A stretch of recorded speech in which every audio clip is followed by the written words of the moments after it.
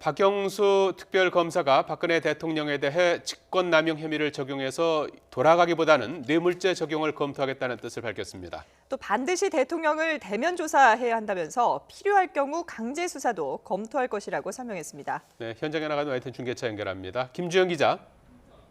네, 서울중앙지방검찰청입니다. 예, 자, 특검이 이번 수사를 원점에서 다시 살펴보겠다. 무슨 의미로 봐야 되는 겁니까? 네, 말씀하신 것처럼 박영수 특별검사는 대통령에 대한 검찰의 수사 결과에 대해 다시 원점에서 검토하겠다고 밝혔습니다. 대통령이 대기업으로부터 특정 재단에 거액을 모금하도록 하고 특혜를 준 것이 아니냐는 의혹에 대한 언급입니다. 앞서 검찰은 박 대통령을 최순실 씨 직권남용 혐의의 공범으로 지목했는데요. 박 특검은 대기업이 재단에 돈을 내게 된 데는 결국 대통령이 가진 힘이 작용한 게 아닌지 본질적인 부분을 봐야 한다고 지적했습니다. 결국 제3자 뇌물수수 혐의 적용을 강력하게 검토하겠다는 방침을 시사한 겁니다. 자, 대통령에 대한 대면 조사는 물론 강제 조사까지 고려하겠다고 밝혔다고요? 네, 그렇습니다. 박 특검은 일단 박근혜 대통령과 관련해서 대면 조사의 필요성을 강조했습니다.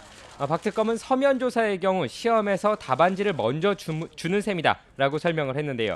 일부에서 제기하고 있는 서면 조사 가능성에 대해 일축한 겁니다. 박 특검은 대면 조사를 한다고 해도 먼저 대통령 측에 질문지를 주지 않을 것이라고 밝혔습니다. 여기에 필요하다면 특검 본인이 직접 조사에 나설 것이고 여러 차례 대통령을 조사하는 방안도 검토하고 있다고 설명했습니다. 강제 수사에 대한 부분도 언급했는데요. 일단 대통령이 조사를 받겠다고 한 상황에서 강제 수사를 말하는 것 자체가 압박에 불과하다며 조심스러운 태도를 취하기도 했습니다. 하지만 대통령이 조사를 또다시 회피하고 국민들이 강제 조사로라도 진실을 규명해야 한다고 본다면 강제 수사도 검토할 것이라고 밝혔습니다. 네, 박 대통령이 세월호 7시간 동안 무엇을 했는지에 대한 의혹도 관심이 높은데요. 이 부분도 살펴볼 것이라고 했다고요? 네, 그렇습니다. 박 특검이 대통령의 세월호 7시간 행적에 대해서도 수사에 나설 것이라고 설명했습니다. 이와 관련해 일부에서는 청와대에 허가받지 않은 약물이 들어갔다는 의혹도 제기되고 있는데요. 박 특검은 이를 규명하기 위해 대통령 경호실에 대해서도 수사를 진행하고 경호실법을 위반한 것이 드러나면 구속수사 등 강력한 조치도 취할 것이라고 강조했습니다.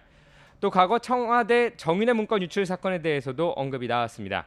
당시 정윤회 문건 유출 사건에 대한 검찰 수사는 문건 유출 혐의만을 밝힌 채 종결됐는데요. 박 특검은 국정개입 의혹은 사실 무근이라고 검찰이 결론 내린 부분에 대해 다시 수사할 것이라고 설명했습니다. 또 필요할 경우 당시 서울중앙지검장이었던 김수남 현 검찰총장도 조사하겠다는 강력한 입장을 밝혔습니다.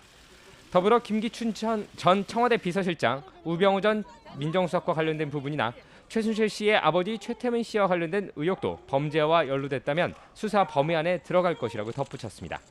지금까지 서울중앙지방검찰청에서 YTN 김주영입니다.